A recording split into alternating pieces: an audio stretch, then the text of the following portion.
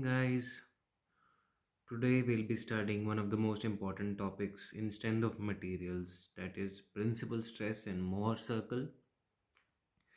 Before I go into the topic, I would like to thank you guys for making 100 subscribers on my channel. I hope my content is helping you. At the same time, I will try my best to update some of the most important topics in civil engineering that are mostly asked in entrance examinations. So I'll try to update such topics just like principal stress and Mohr circle. Next time I'll might be uploading the shear strength parameters or the shear strength in soil mechanics. So our today's lecture is on the principal stress. So before I get into the principal stress, I would like you to know about the transformation of stress. And before the transformation of stress, I would like you to know what is the need for transformation of stress. Now, as we are aware of the stress element which we generally consider while we study, as we go on from simple stress to strain to elastic constants to elongation in the prismatic bars, etc., etc. Then we go into strain in 2D. And when we go into stress and strain in 2D, we study about a stress element. So what happens is we consider any arbitrary material under stresses and we take out a cross-sectional element to study or material under stress. Just like we do free body diagram for any material or any general body to study the action of forces. Similarly, in the stress, in the strength of materials, we just take out any element, a stress element out of the material, out of the body, and then we analyze the stresses or the forces acting on that stress element. So in the 3D, the three-dimensional diagram of a stress element, what happens is we get to see, you know, stresses in three dimensions, that is sigma x, sigma y, sigma z, and tau x y, tau y x, tau y z, tau x z, etc., etc. Right now I have shown you the stresses acting in x and y planes here only in a 3D cuboid, you can say. Now, generally we are aware of the normal stresses and the shear stresses acting on the body, and for which we generally have deduced so many formulas, like it is P by A. Then we have you know this shear stress which is given by G phi, and etc., and etc. So we do know the stress is acting perpendicular to the body and parallel to the surface of the body till now. But what happens if we have to find out the forces acting on the body at a certain angle to the vertical plane, just like the figure I have shown here. ये जो vertical plane है, ये जो plane है red वाला, ये vertical plane से किसी एंगल पर है और इसी प्लेन पर हमें नॉर्मल स्ट्रेस और शेयर स्ट्रेस फाइंड आउट करना होता है. सो अब क्या होता है कि किसी एक पॉइंट पे you know infinite planes can go through a single point, but vertical plane का तो हमें पता होता है. बट अगर इसी वर्टिकल प्लेन से कोई प्लेन 10 डिग्रीज बनाए, 20 बनाए, 30 बनाए, उन सब प्लेन्स पर नॉर्मल और शेयर स्ट्रेस कितना होगा उसको फाइंड आउट करने के लिए हमें ज़रूरत पड़ती है ट्रांसफॉर्मेशन ऑफ स्ट्रेस की. सो उस इंक्लाइंड प्लेन पे स्ट्रेस होगा भी या नहीं होगा, क्या वो मैक्सिमम वैल्यू होगी, ज़ीरो तो नहीं होगी, all that we find out in this section. So actually our target is to find out the maximum stress.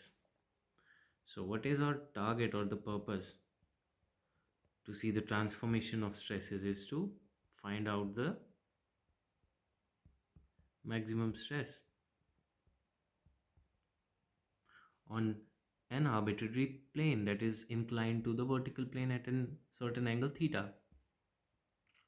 Now what we do is we consider this three-dimensional cuboid into 2D by making this thickness shrink to, let us say, unity, and this is how this three-dimensional section element goes into the two-dimensional element.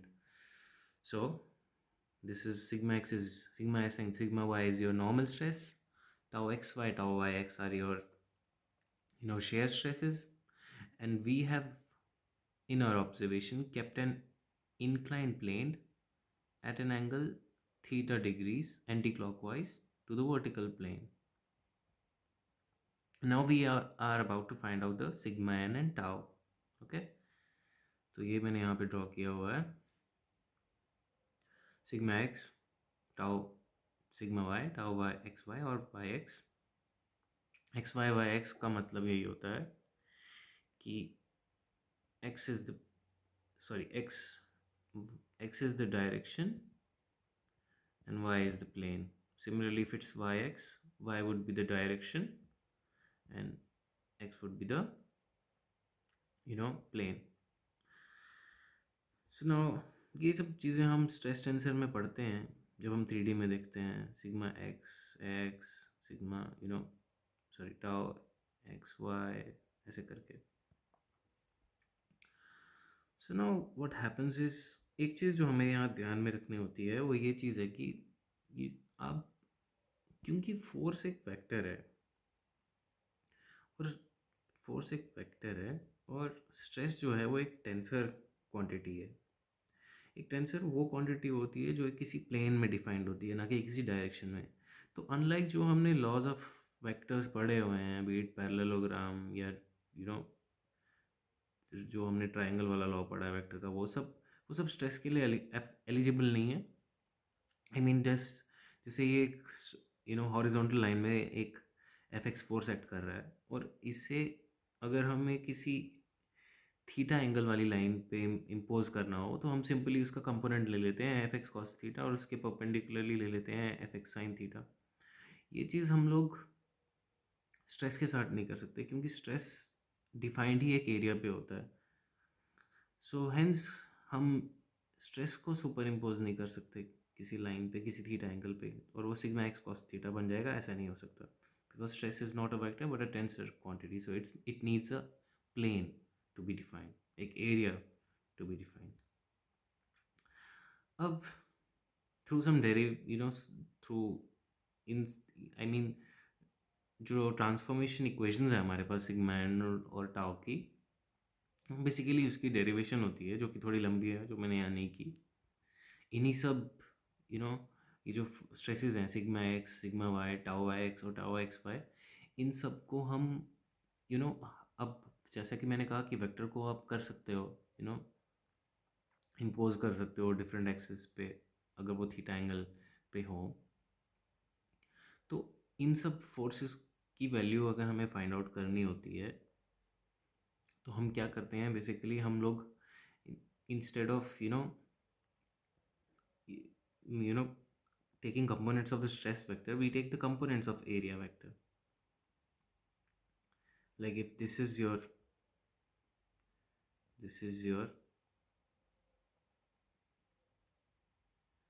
area and this is your area inclined a dash, तो हम area का component लेके फिर उस पर stress लेते हैं और उस सबसे हर डायरेक्शन में इनके कंपोनेंट्स लेके हम लोग फिर इक्वेट करते हैं, फिर एरिया से डिवाइड वगैरह करते हैं, उससे हमें ये ट्रांसफॉर्मेशन इक्वेशन मिलती हैं, ट्रांसफॉर्मेशन इक्वेशंस.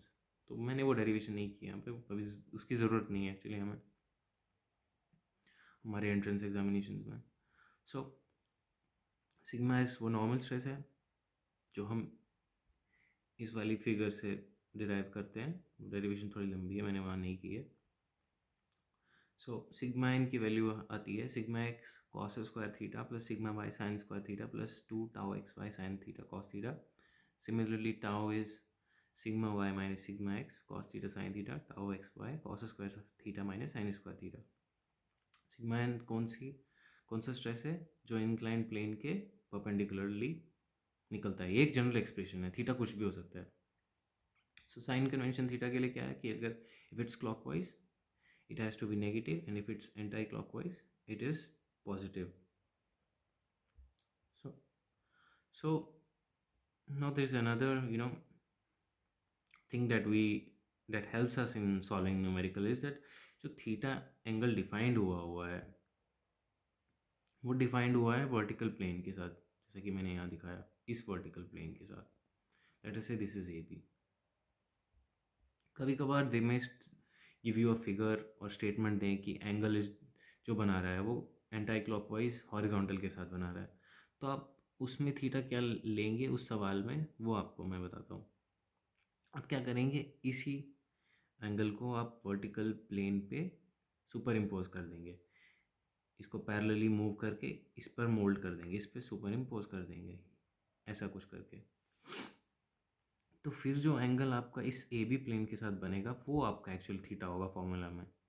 तो इधर अगर ये 60 है, ये चीज़ 90 है, तो remaining 180 minus 150 would be 30। So therefore theta आपका 30 डिग्री होगा एंटी क्लॉकवाइज।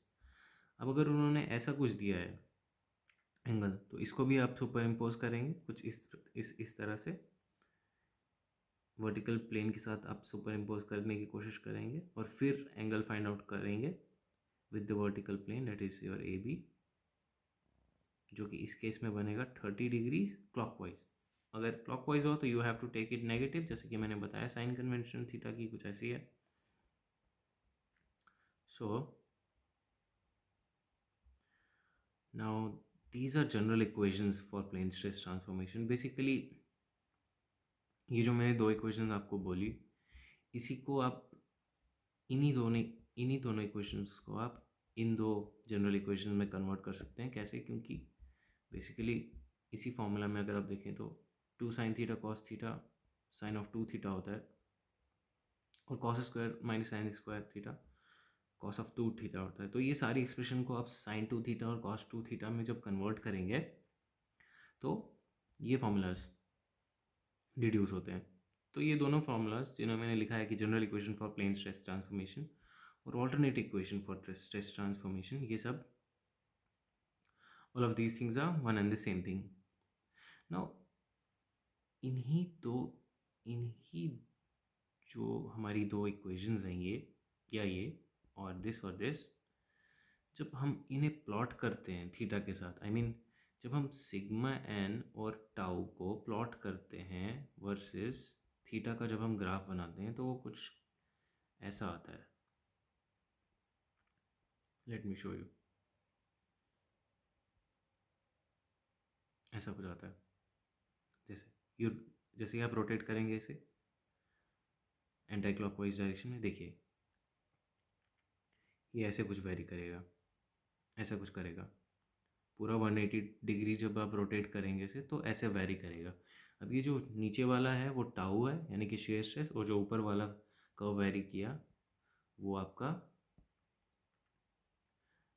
क्या है, नॉर्मल स्ट्रेस। मैं फिर से एक बार दिखा देता हूँ। जैसे ही आपने इसे रोटेट किया बाय 180 डिग्रीज, कुछ ऐसा कर्व वेरी करता है ये सिग्मा एन और टाउ का। और इसके लिए I would like to specially mention the channel, one specific channel, अभी मैं उसका नाम भूल गया शायद, engineering. I'll mention his channel in description. All thanks to him. उन्हीं की वीडियोस से मैंने ये एनिमेशन निकाला है। सच एनी ये जो ऐसी एनिमेशन होती हैं काफ़ी हेल्प करती है हमें एनालाइज करने में, कोई भी ग्राफ, कोई भी एक चीज़ हो हमें समझनी हो तो। So thanks to him. I'll specially mention his channel's name in the description. So what is stress transformation? Finding out stresses on some plane from the knowledge of stresses on the other planes is called as transformation of stress. यानी एक plane की stress की knowledge से आप दूसरे planes की stresses निकाल सकें, दूसरे प्लेन्स पे स्ट्रेसेस निकाल सकें, उसी को हम ट्रांसफॉर्मेशन ऑफ स्ट्रेस कहते हैं। सो अभी तक हमने क्या देखा कि हमारे पास एक स्ट्रेस एलिमेंट है जो कि स्ट्रेसेस के अंडर है sigma x, sigma Y, tau x y, tau y x. But जैसे ही हमें स्ट्रेस फाइंड आउट करना हो एक इंक्लाइन प्लेन पे उसी स्ट्रेस एलिमेंट में, तो उस इंक्लाइन प्लेन की पर जो एक्ट कर रहा हो सिग्मा एन और टाउ है, हमें उसी की वैल्यू फाइंड आउट करनी होती है, और उससे हमारे पास ट्रांसफॉर्मेशन इक्वेशंस आती हैं जो कि मैंने यहाँ पे बताई है। ये दोनों ही फॉर्म्स हैं इन ट्रांसफॉर्मेशन इक्वेशन के, जो both of these are one and the same thing. और जब हम इसे प्लॉट करते हैं सिग्मा एन और टाउ को एंगल ऑफ रोटेशन के साथ, तो कुछ ऐसा ग्राफ आता है, ऐसा कुछ या ऐसा। तो ये था आपका जो ऊपर वाला कर्व था वो नॉर्मल स्ट्रेस का था, और जो जो मैंने एनिमेशन दिखाई, और जो नीचे वाला कर्व था वो आपका शेयर स्ट्रेस था, शेयर स्ट्रेस। ना कुछ इम्पॉर्टेंट ऑब्जर्वेशन मिलती हैं हमें इस ग्राफ से एक्चुअली में। तो एक ऐसा पॉइंट आता है जहाँ पे नॉर्मल स्ट्रेस की वैल्यू मैक्सिमम होती है, और एक ऐसा पॉइंट आता है जहाँ पे नॉर्मल स्ट्रेस की मिनिमम वैल्यू होती है। So maximum normal stress value and minimum normal stress value.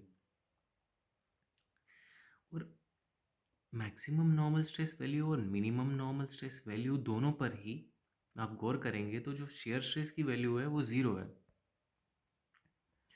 आप देख सकते हैं just below this maximum normal stress tau is zero, and just below, अब क्योंकि यहाँ पे मैंने थोड़ा क्लोज ले लिया, just below this minimum normal stress, ये मिनिमम नॉर्मल स्ट्रेस है, शेयर स्ट्रेस यहाँ पे भी ज़ीरो है, tau is zero here also. So when we plot the normal stress then we are getting a maximum value and a minimum value किसकी, normal stress की, for some angle say theta 1 and theta 2. A unique observation was that when the normal stress becomes maximum the shear stress at that point was zero. जैसे कि हमने देखा maximum पे zero, minimum पे भी zero, किसकी value zero हो जाती है, शेयर स्ट्रेस की। वही मैंने आगे लिखा है, and even when normal stress was minimum the shear stress was zero. So conclusion क्या था, जिस एंगल या जिस प्लेन पर भी ये सिचुएशन या ये घटना अराइज होती है कि प्लेन की नॉर्मल स्ट्रेस की तो वैल्यू मैक्सिमम है या मिनिमम है, टाउ की वैल्यू यानी कि शेयर स्ट्रेस इन दोनों जगहों पे ज़ीरो हो रहा है, तो उस प्लेन को आप प्रिंसिपल प्लेन कहते हैं, या फिर on principal plane the shear stress tau is zero. So अगर n नंबर ऑफ प्लेन्स जो कि मैंने ये बनाए हुए हैं 1 2 3 4 n नंबर ऑफ प्लेन्स हैं, out of these planes the plane at which shear stress is zero and normal stress is either maximum or minimum, that plane is called principal plane. तो principal plane की definition क्या हुई, the plane at which shear stress is zero and normal stress is either maximum or minimum. Now the value of normal stress on principal plane is known as principal stress denoted by sigma p. तो normal stress principal plane पे जो value होगी stress की उसे principal stress कहते हैं।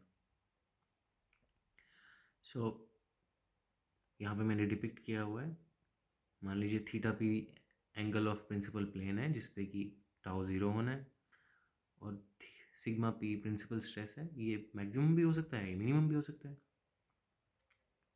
अब एक और ऑब्जर्वेशन जो हम देख सकते हैं ग्राफ से वो क्या है कि दो वैल्यूज़ है मैंने आपको बताया जहाँ नॉर्मल स्ट्रेस ज़ीरो होता है, एक तो मान लीजिए ये ए है और मान लीजिए ये बी है, बट ये जो दोनों वैल्यूज़ हैं ये तो सिग्मा और टाउ है, और यहाँ पे आपका थीटा है जो कि 0 से 180 डिग्री वैरी कर रहा है। ये जो दोनों वैल्यूज़ हैं मैक्सिमम नॉर्मल स्ट्रेस की और मिनिमम नॉर्मल स्ट्रेस की, ये दोनों separate, these both values are separated by 90 degrees. ये हमारी सेकंड और इम्पॉर्टेंट ऑब्जर्वेशन है। So suppose if this angle till here is theta p, तो फिर ये एंगल कितना हो जाएगा हमारा जिस पे मिनिमम नॉर्मल स्ट्रेस आया है? Of course this should be theta P plus 90, isn't it? So दो एंगल्स आ रहे हैं हमारे पास, थीटा पी और 90 डिग्री प्लस थीटा पी, जिस पे कि आपका शेयर स्ट्रेस ज़ीरो है। थीटा पी पे मैक्सिमम नॉर्मल स्ट्रेस है और 90 प्लस थीटा पी पे मिनिमम नॉर्मल स्ट्रेस है। सो as you can see, sigma 1 is the maximum normal stress or maximum principal stress, and sigma 2 is the minimum principal stress or minimum normal stress, and the angle between sigma 1 and sigma 2 is 90 degree from the graph itself. So point A would be theta p and point B would be your 90 plus theta p. So what is principal stresses? Principal stresses are the maximum and minimum normal stresses which occur when the stress element is rotated such that shear stress tau are zero. These are important for predicting failure. Now हमारे पास transformation of stresses से दो equations हैं, sigma n की और tau की। इस formula में जब मैं क्या बोलता हूँ, थोड़ी बहुत मैथमेटिकल रिजल्ट्स निकालना चाहूँगा। Basically I will try to make a curve from here, a circular curve जिसे हम मोर सर्कल कहते हैं। इस टर्म को मैं इधर ले जाऊँगा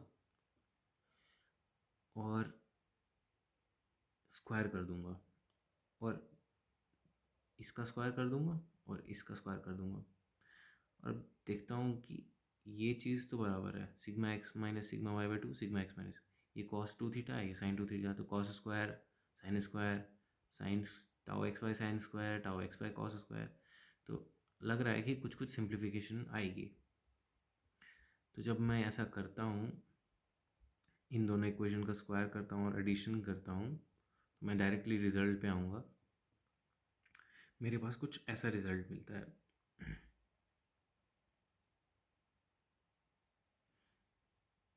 sigma N minus sigma x plus sigma Y by two का whole square plus tau square is equals to sigma x minus sigma Y by two का whole square plus tau x Y square.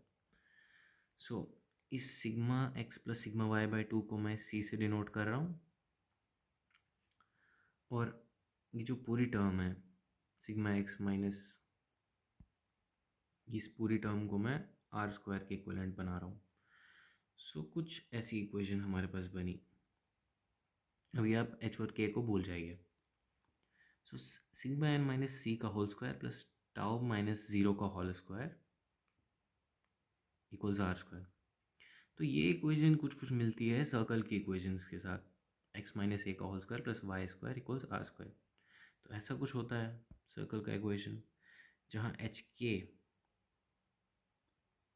Centre के coordinates हैं circle के, are उसका radius है। तो और यहाँ पे हमारे पास इक्वेशन क्या है, सिग्मा एन माइनस सी का whole square plus tau minus zero का whole square equals are square. जहाँ मैंने सी क्या लिया हुआ था, sigma x plus sigma Y by two, और आर मैंने लिया हुआ था, आर स्क्वायर मैंने लिया हुआ था sigma x minus sigma Y का whole square plus tau x Y का होल स्क्वायर। तो आर की वैल्यू क्या आ जाएगी मेरी, रूट अंडर ये जो पूरी वैल्यू है। अब यहाँ पे मैं लिख नहीं पाऊँगा, तो आप समझ सकते हैं। तो अब ये इक्वेशन ऑफ सर्कल है जिसका सेंटर सी यानी कि sigma x plus sigma Y by two पर है, कॉमा ज़ीरो, क्योंकि के कोऑर्डिनेट ज़ीरो है यहाँ पर, तो हैंस सी अगर के ज़ीरो है तो ये चीज़ सेंटर आपका नीचे चला जाएगा। सो ये हमारे पास सर्कल बना जिसे हम मोहर सर्कल भी कहते हैं स्ट्रेस ट्रांसफॉर्मेशन में।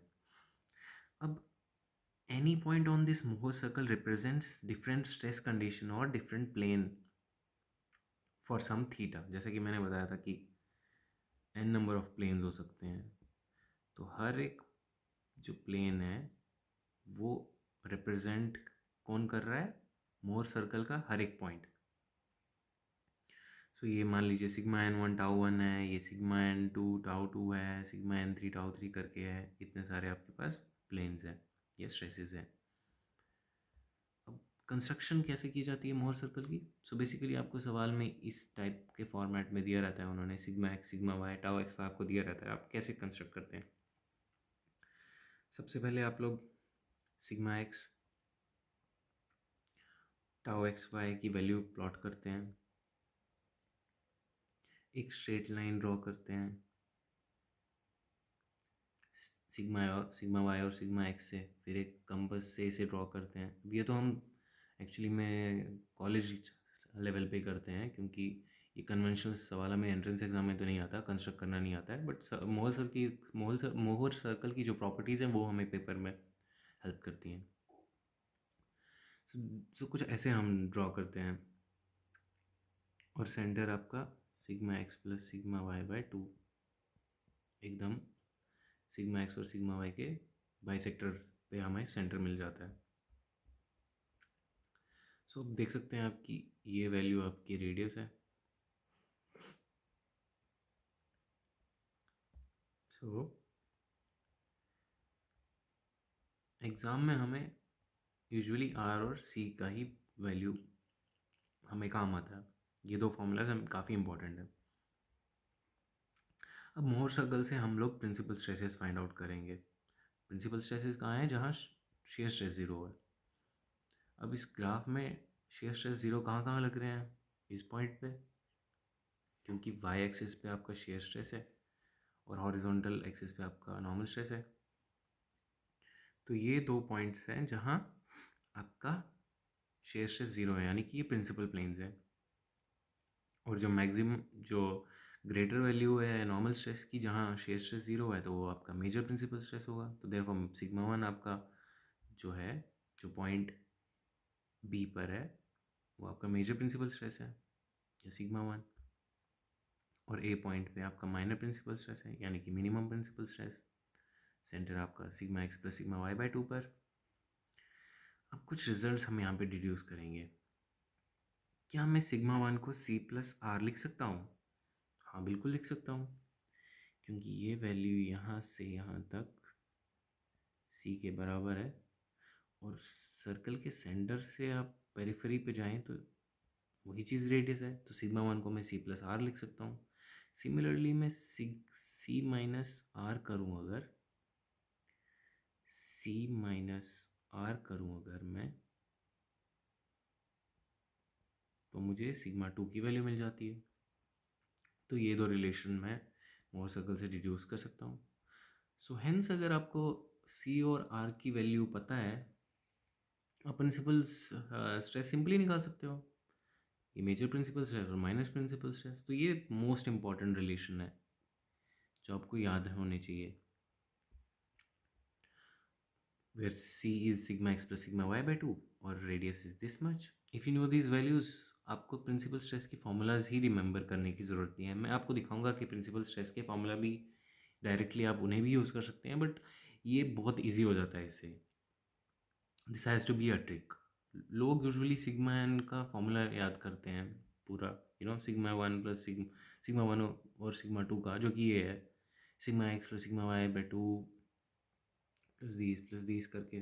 You simply have to keep this thing in mind, और सिंपली आप कर सकते हैं sigma one is C plus R, sigma 2 is c minus r, just simplify it. So no need to remember this, remember the graph, remember the formula of center, and remember the radius r.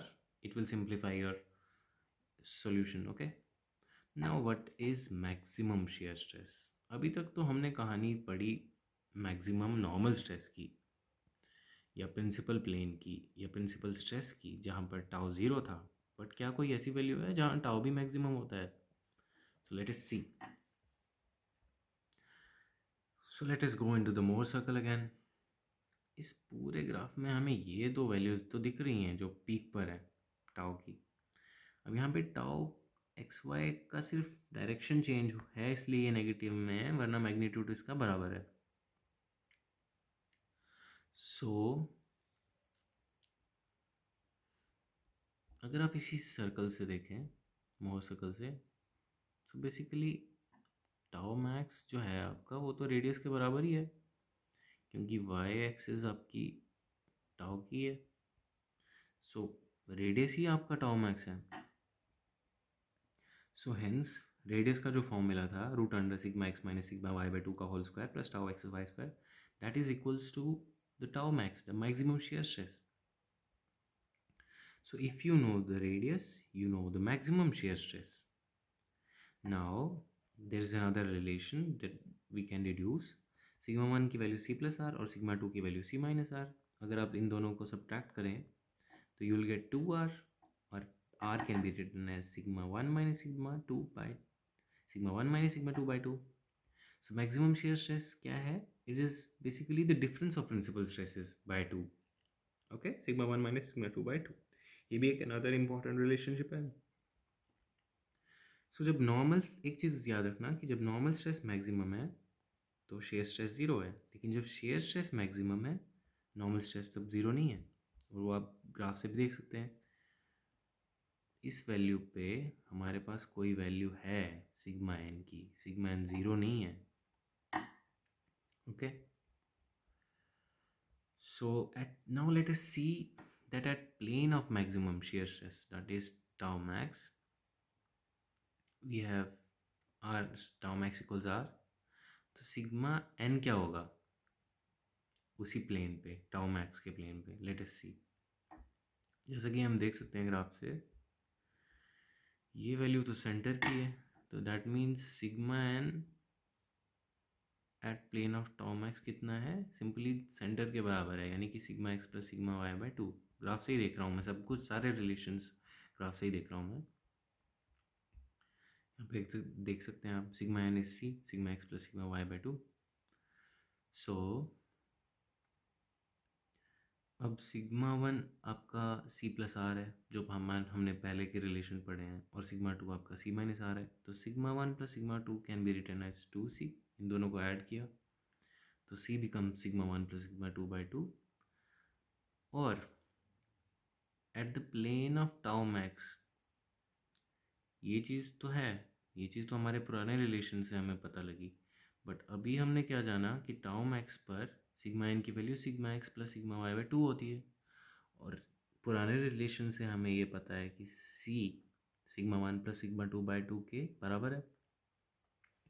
Hence मैं लिख सकता हूँ that the value of normal stress at tau max, at that is at maximum shear stress, या at plane of maximum shear stress, can be written as equals to sigma x by sigma y by 2, या फिर sigma 1 plus sigma 2 by 2। ये भी एक important relation है, but याद रखना ये फॉर्मूला आप तब यूज़ कर सकते हैं जब सिग्मा एन किस पर पूछा हो, at maximum shear stress. Now let us see the angle of principal plane. Theta p की वैल्यू फाइंड आउट करते हैं। अब कुछ बुक्स में delta t by delta t by delta theta equal to zero करके किया होता है, बट वो लंबा है तो मैंने कोई और मेथड फॉलो किया हुआ, आप वो भी कर सकते हो। सो टाउ की वैल्यू है ये, हमें पता है ट्रांसफॉर्मेशन ऑफ स्ट्रेस से। और अब मैं क्या करूँगा कि मैं शिफ्ट कर दूंगा इसे, एक सेकेंड, टाउ की इक्वेशन, ट्रांसफॉर्मेशन ऑफ इक्वेशन से वैल्यू ये है, और प्रिंसिपल प्लेन की डेफिनेशन ही है कि टाउ की वैल्यू क्या हो जाएगी? ज़ीरो। शेयर स्ट्रेस ज़ीरो होता है प्रिंसिपल प्लेन पे, तो ये चीज़ ज़ीरो हो जाएगी।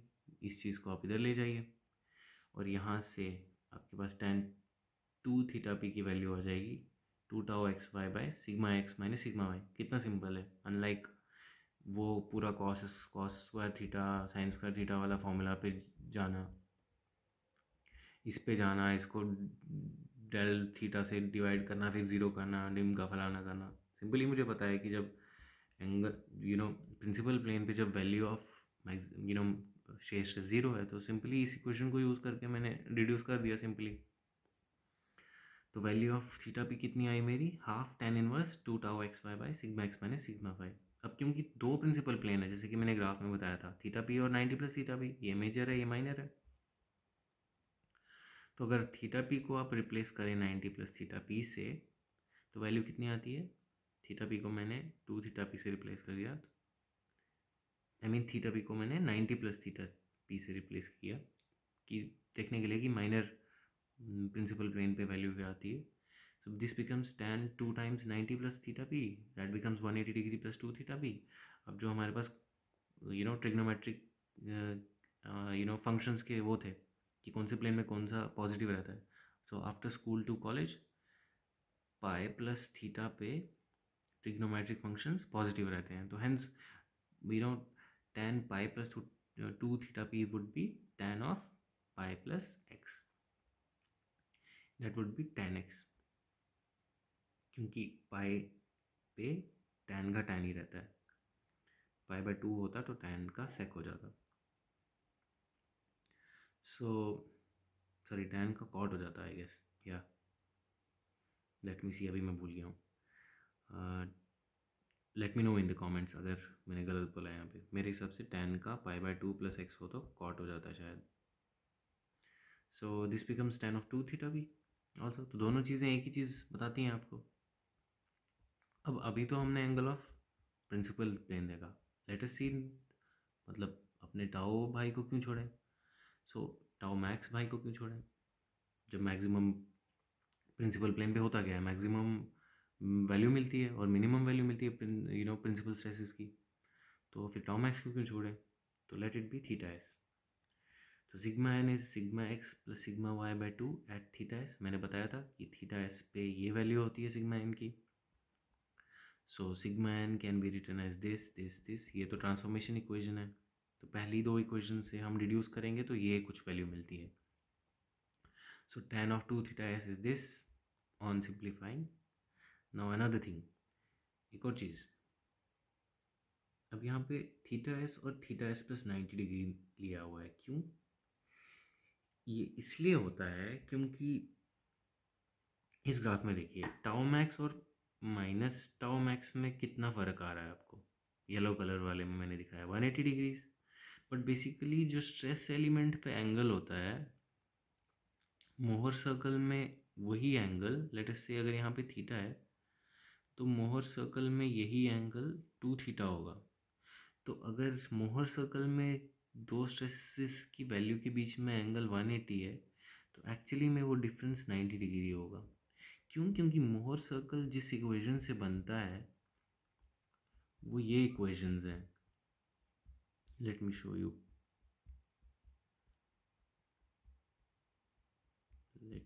These two equations. तो इसमें एंगल तो 2 थीटा है, बट रियल में जब हम स्ट्रेस एलिमेंट चेक कर रहे होते हैं तो वो प्लेन इंक्लाइन थीटा पे होता है। हेंस जो भी एंगल एक्चुअल प्लेन में थीटा होगा वो मोहर सर्कल में 2 थीटा होता है। तो हेंस अगर ग्राफ में टाउ मैक्स और minus tau max separated 180 degree हैं तो रियल में they would be separated by 90 degree. So hence theta S पे टाउ मैक्स होगा और थीटा एस प्लस 90 डिग्री पे माइनस टाउ मैक्स होगा। Now stress transformation equation have 2 theta, but in plane in real angle made is theta.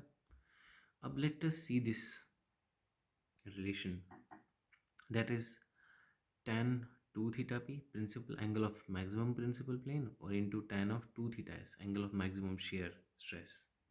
ये values हैं इनकी, जब हम इनको मल्टीप्लाई करते हैं वैल्यू आती है -1, और हम जानते हैं tan थीटा किसी का भी स्लोप होता है, जब दो लाइंस के स्लोप का प्रोडक्ट -1 हो दैट मीन्स वो दोनों लाइंस परपेंडिकुलर हैं। बट क्योंकि यहाँ पे एंगल यूज़ हुआ है 2 थीटा मोहर सर्कल में, तो देयरफॉर एक्चुअली कितना होगा थीटा पी और थीटा एस, या फिर 45 डिग्री। तो इसका मतलब प्रिंसिपल प्लेन और angle of maximum shear stress separated हैं 45 डिग्रीज से. सो दैट मीन्स अगर फॉर एन एग्जाम्पल 30 डिग्री पे आपको सिग्मा वन या फिर सिग्मा सिग्मा वन एक्चुअली में मिल रहा है, तो एग्जैक्टली 75 पे आपको आपका टाउ मैक्स मिलेगा. ये एक एग्जांपल है, ज़रूरी नहीं है इन्हीं वैल्यूज पे मिले. So plane of maximum shear stress and maximum normal stress lie at an angle of 45 degree. This is an important concept. Now, from the graph, difference between maximum and shear stress and maximum normal stress on curve is, ये आपका maximum shear stress वाला plane है और ये आपका maximum shear stress का plane है और ये मैक्सिमम नॉर्मल का है. येलो वाला मैक्सिमम नॉर्मल और ब्लू वाला मैक्सिमम shear. तो this is differentiated bye 90 degree on curve on more circle. So actually में ये 45 होगा. सो एग्जाम में आपको ये सब देंगे, sigma x sigma Y. Let us revise, conclude this, revise all of that we have studies. तो sigma x sigma Y tau x Y आपको देंगे. इस सब से we can get C plus R. C कैसे फाइंड आउट करोगे? Sigma x plus sigma Y by two से. और आर कैसे फाइंड आउट करोगे? Root under sigma x minus sigma Y by two. तो उनका फेवरेट क्वेश्चन क्या है? वो प्रिंसिपल स्ट्रेसेस पूछते हैं, sigma one sigma two. Sigma one और सिग्मा टू कैसे निकालोगे? सी प्लस आर और सी माइनस आर से. फिर आपको टाउ मैक्स फाइंड आउट करना पूछ सकते हैं, मैक्सिमम शेयर स्ट्रेस पूछ सकते हैं. टाउ मैक्स किसके बराबर होता है? आर के. जो कैसे फाइंड आउट कर सकते हो आप? Sigma one minus sigma two by two. और फिर वो पूछ सकते हैं कि नॉर्मल स्ट्रेस की वैल्यू बताओ टाउ मैक्स पे, यानी कि मैक्सिमम शेयर स्ट्रेस प्लेन पे नॉर्मल स्ट्रेस कितना है, तो वो सेंटर के बराबर है, जैसे कि मैंने बताया, जो आप ऐसे फाइंड आउट कर सकते हो. Then they can ask you the angle of principal plane. और अगर आपको एंगल ऑफ प्रिंसिपल ये प्लेन याद है तो angle of maximum shear stress भी याद करने की ज़रूरत नहीं है, क्योंकि इसका और इसका प्रोडक्ट -1 होगा, तो that would simply be inverse of this. तो यही याद रखो. तो ये 5 चीज़ें आपको याद रखनी है. इससे आप लोग जो है प्रिंसिपल स्ट्रेस और मोर सर्कल के क्वेश्चन कर सकते हो. अब जो क्वेश्चंस हैं वो मैं आपको नेक्स्ट लेक्चर में पार्ट सेकंड में बताऊंगा. Then I will end this concept. So thank you guys. And I'll again like to specially thank this guy for this animation. I'll unfortunately मुझे नाम भूल गया उस चैनल का. Special thanks to him for this animation. So yeah, this is it for today. Thank you guys.